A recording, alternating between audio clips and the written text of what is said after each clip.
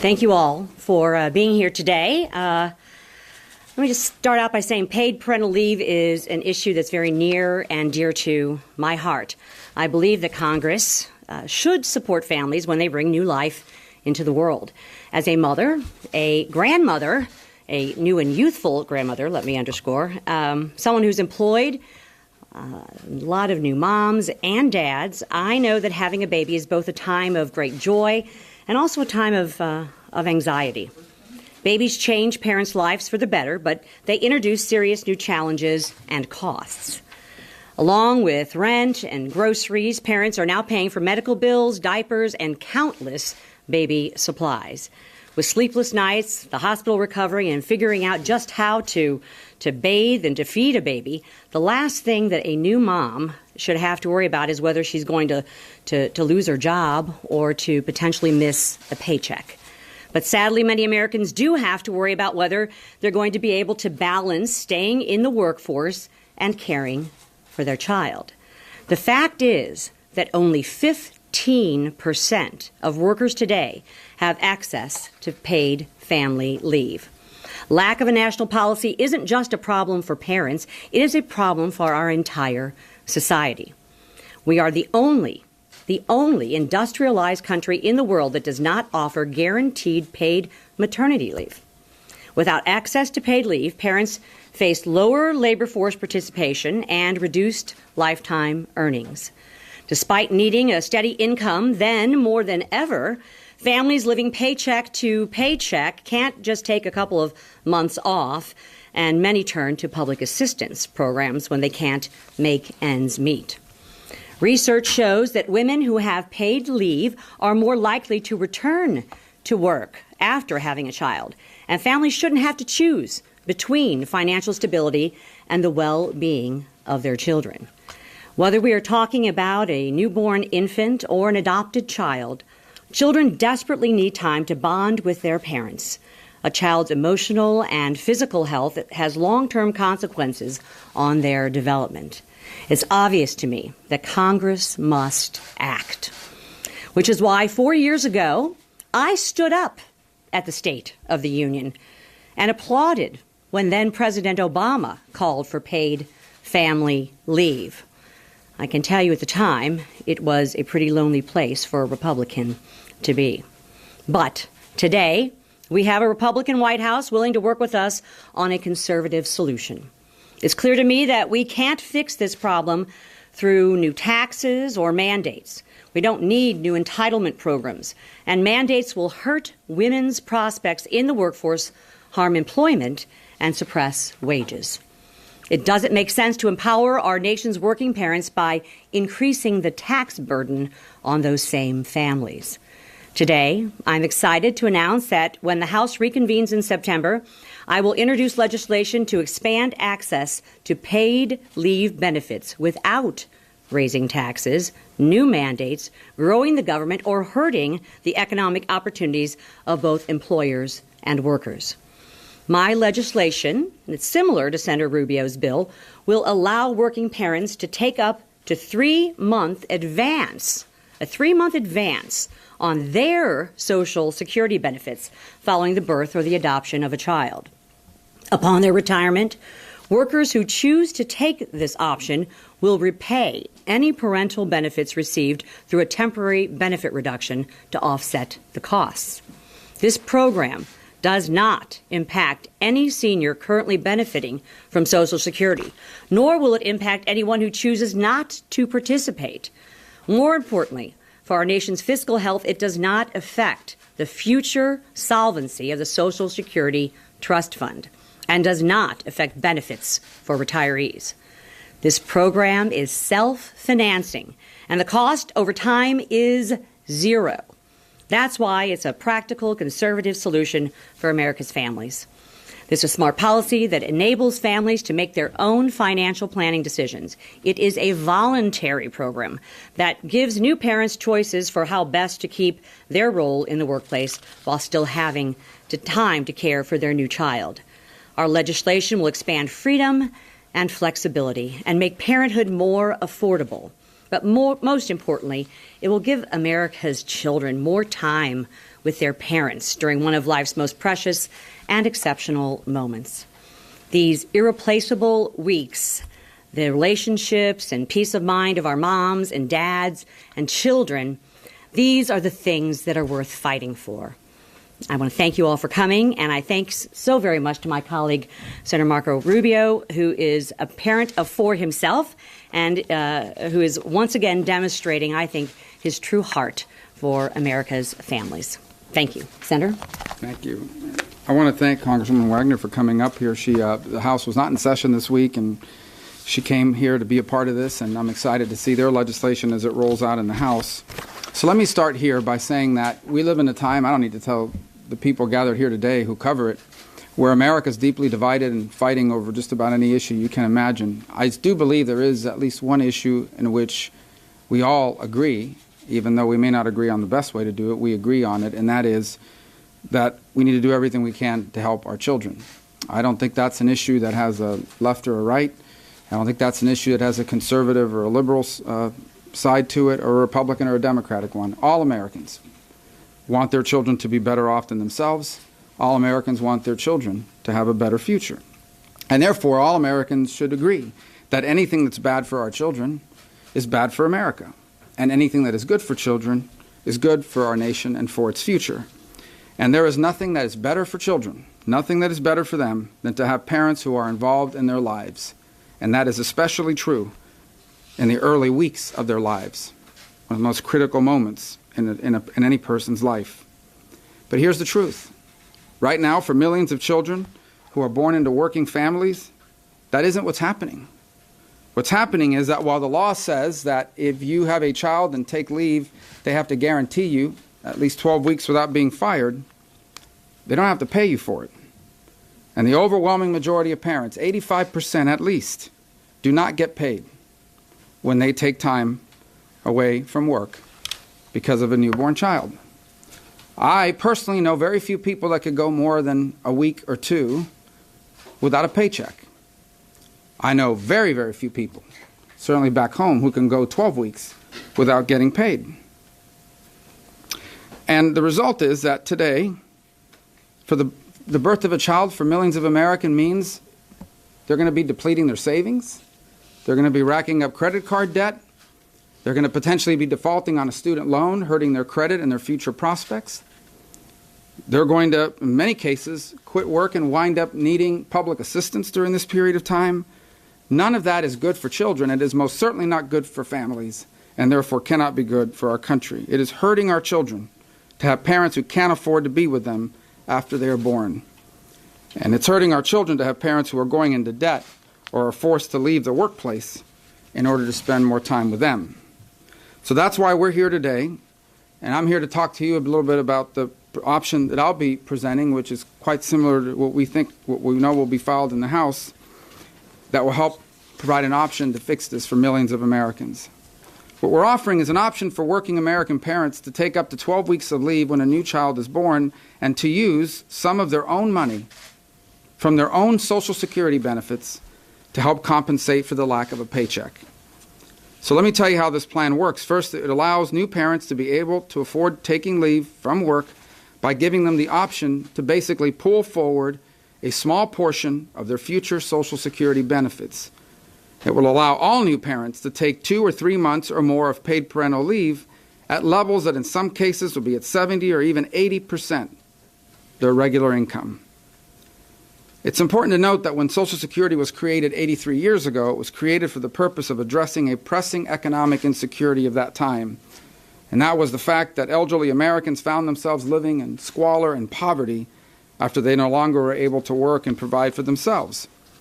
Now, 83 years later, an additional and new economic insecurity has emerged. And it's the fact that millions of Americans are thrown into economic distress when a new child is born and they have to go weeks without a paycheck.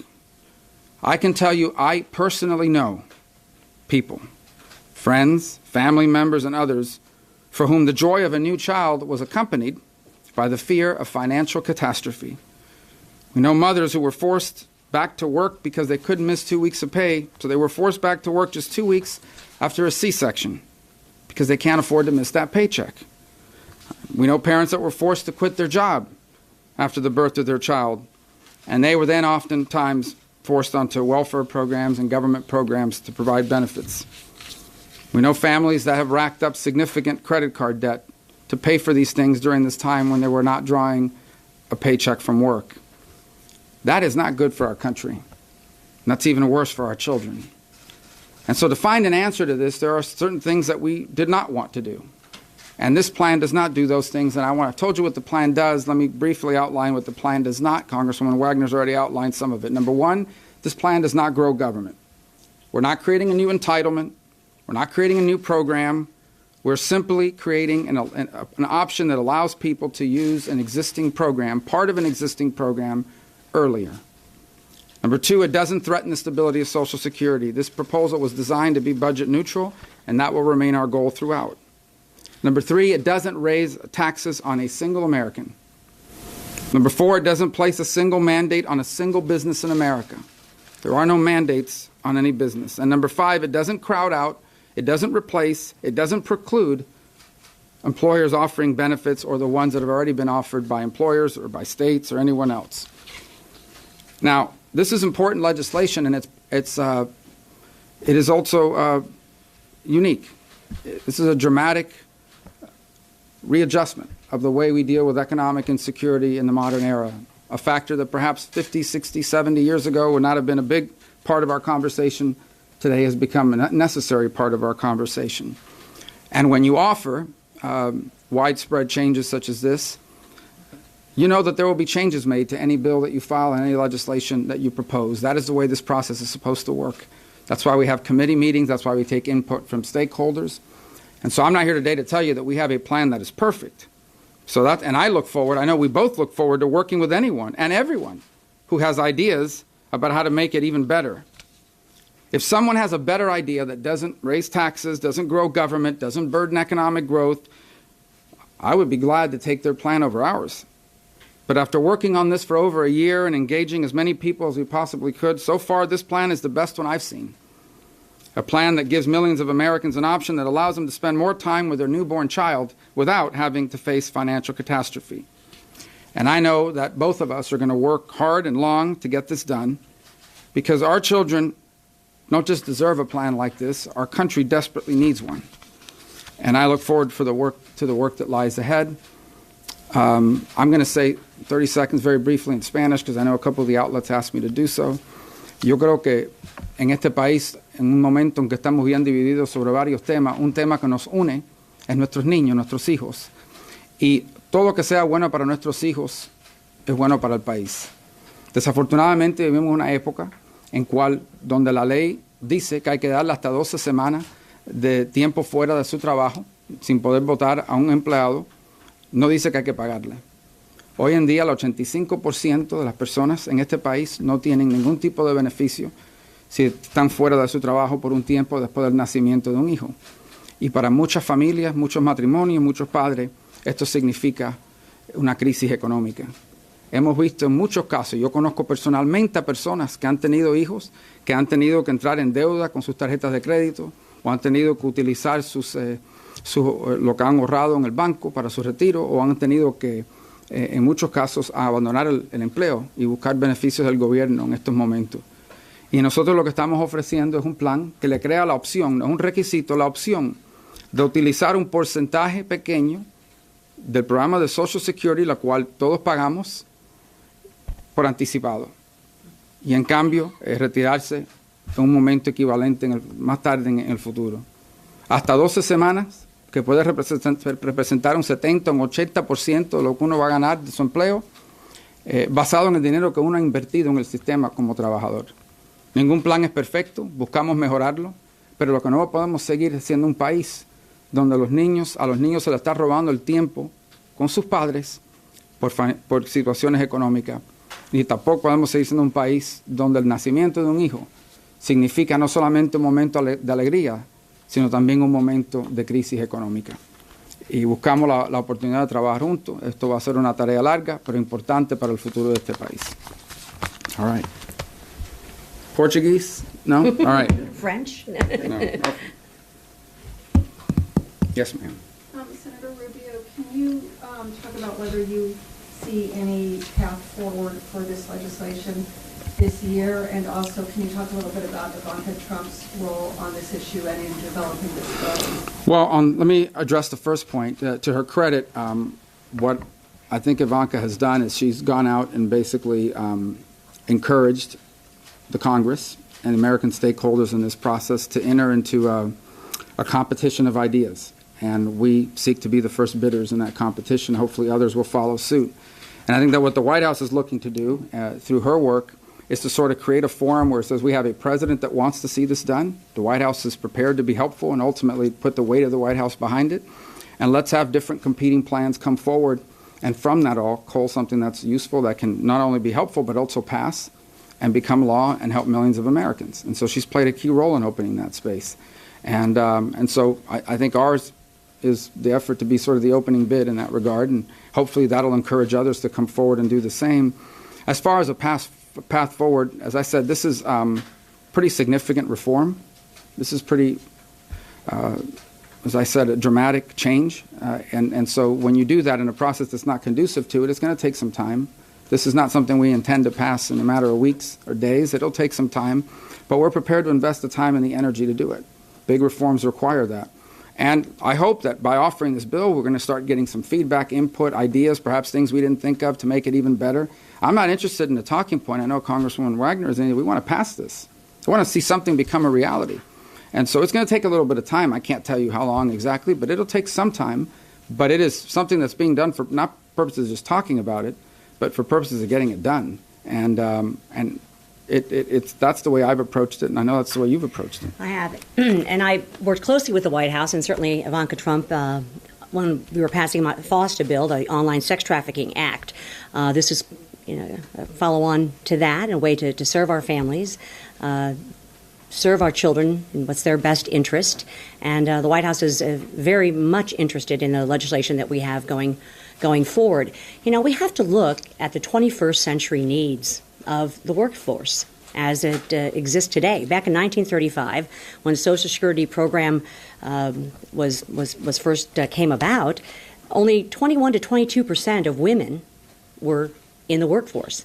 Now, 50% of the workforce is made up of women. And you know what? A large majority of the workforce are dual income families. So we've got to adjust. This is, I think, a strong, conservative, kind of out-of-the-box approach that allows for families, young families with a new infant child or adopted or that they've given birth to take this advance of their own Social Security money and then either pay it on the back end through extending the time or through a modest benefits reduction over a period of time. So we've got to adopt and adapt to the current workforce needs and our families' needs. This question is for both of you. When the tax cuts passed in December, there was a lot of discussion on your side that a lot of the cuts would go back to the American worker. But as you know, there have been a lot of studies now that have shown a lot of the tax cuts that have gone to stock buybacks and other things. I saw one study recently that said of $177 billion that accumulated in tax cuts to a number of companies, only $6 billion went back to employees. A, was that a missed opportunity to tie tax cuts to a proposal like this? And B, what do you think about the overall sort of scenario I described here where these tax cuts are going? Well, I can just start by saying from my perspective, I saw it as this idea wasn't ready to be part of that debate. We hadn't even gotten to this point. Second, I saw it as an opportunity to increase the child tax credit, which also helps children and their parents.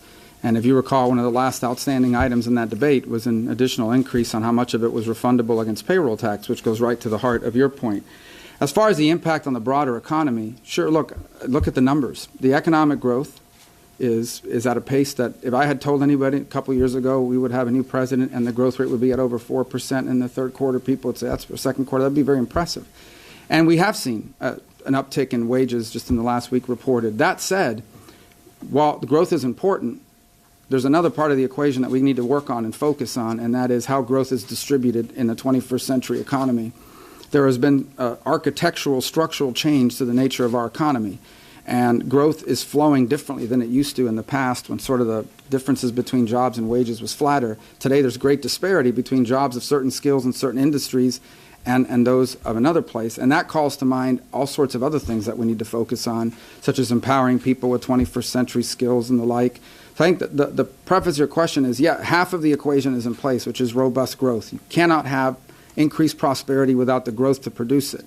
What we need to be focusing on now is what do we need to do from a public policy perspective to ensure that it distributes in a way that leads to more equal opportunity, frankly, higher wages for dignified work, because work isn't just about how much money you make, but about the dignity of the work that you're doing. And that's an ongoing challenge that we need to confront. But it's one you can't even begin to confront if you don't have the growth in the first place. So the growth has been outstanding, and certainly when we passed the Tax Cut and Jobs growth program in this Congress, things like doubling the child tax credit, things like the adoptive tax credit, some of the things we put in there for retirement security and investment were important, I think, to families. And what we did with the standard deduction, a doubling at both the individual and family level, those are things that really make sense for, I think, for all workers. You look at the unemployment levels right now at an all-time decades and decades low. If anything, what we have to do is examine the increasing workforce needs that everywhere I go in my district, I have employers that are saying, gosh, how do we expand the workforce? We need more skilled labor and workforce opportunities for people. So I think that a program like this that we have done with the paid family leave will also encourage women and moms and dads to return to the workforce. This is something that's not just good for families.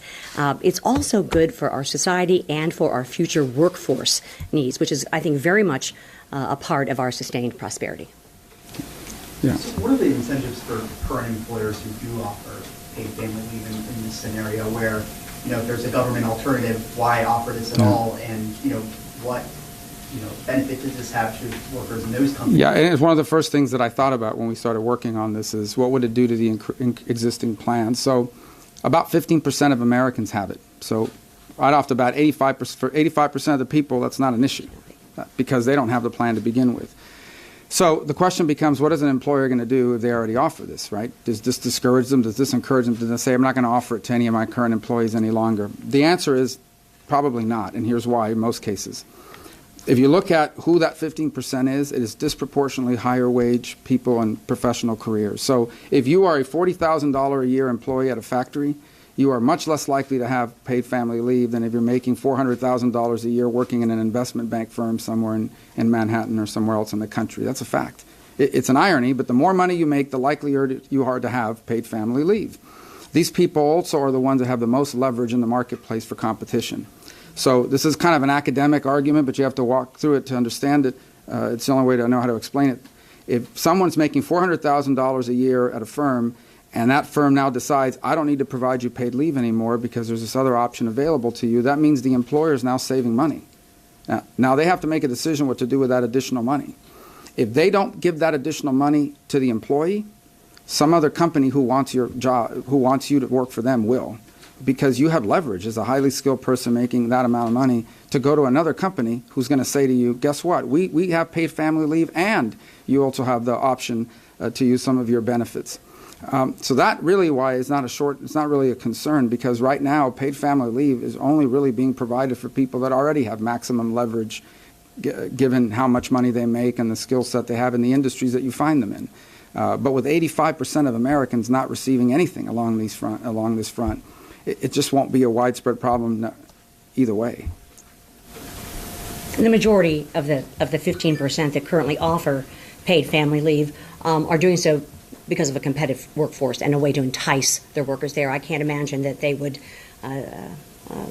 take that benefit away. But what this program takes care of is that factory worker, that person that has no option other than to go on public assistance, to quit their job, to run up credit card debt, whatever it is, over something that should be the most glorious time of their life. Yeah, it's filled with anxiety and questions, but the bringing a new child into your family is a time that is precious and that we should lift up, and that we should absolutely, as a society and as a Congress, get behind and underpin.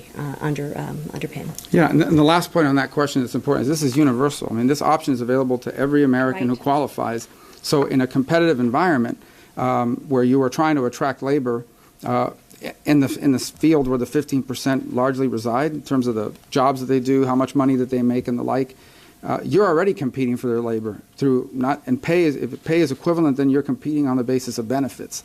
And if some company decides to get rid of this benefit and not give it back to you in an increase in your salary, the chances that someone's going to come in and poach that talent and move it away from you are very high, given how much competition there is at that level, at that scale of our economy. So to answer that question, you'd have to look into the very minute details of who the 15% are that are getting this, and you'll see how competitive and how much leverage they have in the workplace compared to the 85% who do not, which is why they don't have it.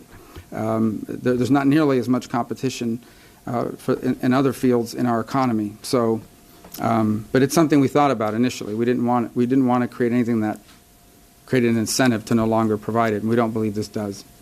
Yes, ma'am. You've met with other senators on this. I think some of us had also expected that there would be co-sponsors. I don't see any listed today. Are you able to share with us what the major disagreements have been about and why there aren't any current co-sponsors from Republicans on the bill? Well, we have some work to do, but I don't think it's disagreement on the goal. I think it's a combination of timing. I had intended to announce something on this a couple weeks ago. We delayed it. So the timing just didn't line up between us and what some of the offices were ready to do. And the disagreements are really down to things like the transferability, whether it's available to the entire household. Mm-hmm. Can both parents avail themselves of this? And how would that play out? So it's down to that sort of, it's not even the framework of the proposal, but some of the details of it that other offices needed some time to get on board with or work through, and we adopted some changes that were suggested to us, but our timing was we wanted to get going on it now because we really feel like this is an issue that is going to take some time to debate and explain to people. So, I got impatient. I wanted to go, and that's how strongly I feel about it. So but I think we've got some work to do. This is, for the Republican Party, it's a new issue. It's an issue that's traditionally associated with the Democratic Party and the left, but I don't think issues that are good for our children and good for families should be ideological or partisan. They should be about what is the proper role of government in meeting that need and what can we do about it in a way that's responsible and can also pass. There's huge interest also in the House, I can say, and I'm working with my colleagues there that have been contacting us throughout this ongoing process. We've also been working hand in glove with the Social Security Administration also to make sure that we've met some of these benchmarks and that we're able to make sure that our current retirees are in a good, safe place, that this does not go after the Social Security Trust Fund in its solvency in any way, shape, or form. The employer and workforce mandates are not in place, and that we're not raising taxes or creating a new bureaucracy. We're working through the current administrative system. So there have been just a lot of moving parts on this. It's a work in progress, but certainly one that there's tremendous interest in, not just in the Senate and the House, but also among Republicans and Democrats alike. It should be a bipartisan effort, I think. I know you may need to run in a minute. I have time for a couple more. Go ahead. But if you need to skip, if I need to go.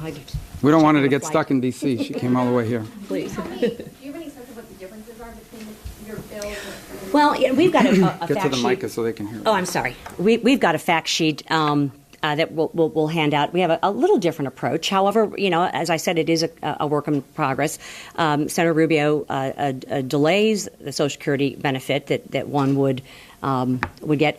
Our approach is to have a kind of a minimal reduction in your benefit over a period of time. For instance, and we're still working out some of the numbers, one would take a $40 to $50 a month reduction in their benefit over a period of years, depending upon whether they take 4 weeks, 8 weeks, 12 weeks, it would vary. But there are two different approaches, may possibly even be able to be combined. So I think that may be one of the biggest differences at this point in time. Well, and so that's an exact point of sort of how this thing comes together, right? I mean, we should walk away from this notion that you file a bill, you take it or leave it. You got to work these things out, and sometimes the ideas that flow from this conversation make it better. And what the Congresswoman's just outlined is not necessarily mutually exclusive. You could, Right. because we do that now, where people can retire at 62 with less monthly payment, or 65 at a higher payment. You create these options. The key here is to give people that do not have an option now an option. Because right now the only option they have is take time away from work after the birth of a child and face financial catastrophe, or don't take time away from work and hurry back as quick as you can, but now you've got to go out and find child care, which is incredibly expensive. Not to mention, depending on where you live, the quality time to time is not as high as you would want in some places for what's available and affordable. So there's a lot to work through here, but I'm excited that we're kicking off the effort to really get some details moving and learning more about how we can approach this. I have time for two more. I don't know what yours, but you probably need to go. Okay? Because I'm going to visit with you too. So. Okay. Senator, the main criticism, I guess, that I'm reading about this, that folks are saying, is that this forces people to choose between their kids and a more stable retirement. Could you address that one head-on? I don't understand the argument about you're not forcing anyone to choose anything. It's an option that's available to them, and people will make that choice. Every year, everyone gets in the mail. You guys get the thing from Social Security that tells you this is how long you've worked. If you retire, based on what you've earned so far, this is how much you would get. Someone would be able to sit down and analyze it and say, okay, well, does this make sense for me at this stage in my life? Have I worked enough? Is my benefit something that I can afford to delay? People would have the option of making that decision. It doesn't. Right now, they don't. When somebody says that to me, that this forces you to either undermine your retirement, which it does not. It doesn't do anything to undermine your retirement. It keeps the same retirement. It just allows you to use a portion of it at a different stage in your life where you might need it more. I would compare that to what? In comparison to what? What choice do they have today? The choice they have today is, okay, we can't use Social Security, but we got to spend all of our savings. We got to rack up massive bills on our credit cards. We're going to stop paying the student loan or maybe the mortgage, or I'm just going to have to rush back to work as quickly as I can. But then it costs me money because I got to figure out how to pay for child care, which is more expensive than college in 30 out of 50 states. So this is just an option that I think is better than any of those I just outlined. And so I don't think that's really a sincere argument. I think that's just folks that in some cases either don't understand the proposal or are against any proposal that's not theirs. 85% of the workforce has no option at this point in time. So this gives them that option, and again, it is completely voluntary. This is the last question. Can I actually ask a question about election security? If I could, because I know she needs to go. All right. Does either proposal have a sunset clause or both permanent to take that option for Social Security? Or is it a temporary? The law, the length of time for the law? Okay, so the way we've drafted it in the Senate is it's 3 years. And the reason why we did it is, it's going to take about more than 30 seconds to answer this, but the way accounting is done by the Congressional Budget Office, it does it in 10-year windows. So the way this works is you're taking retirement today, but you're paying for it when you retire 20, 30, 40 years from now with delayed retirement. So that isn't reflected if in an ongoing basis in a 10-year window, accounting-wise, through the Congressional Budget Office. So what we did is we take a 3-year window of people, a defined population of people, so that we can prove how this all works in the end, because it's not open-ended, or you're not, you don't have to guesstimate how many people are going to use it in the 4th year and in the 5th year. But I strongly believe that if we can take that 3-year period to prove how this works, then we can get this thing extended in a way that makes it permanent or long-term for Americans. And that's our goal. That's why we chose a 3-year window in the short term. But my goal is to make this the permanent policy of the United States.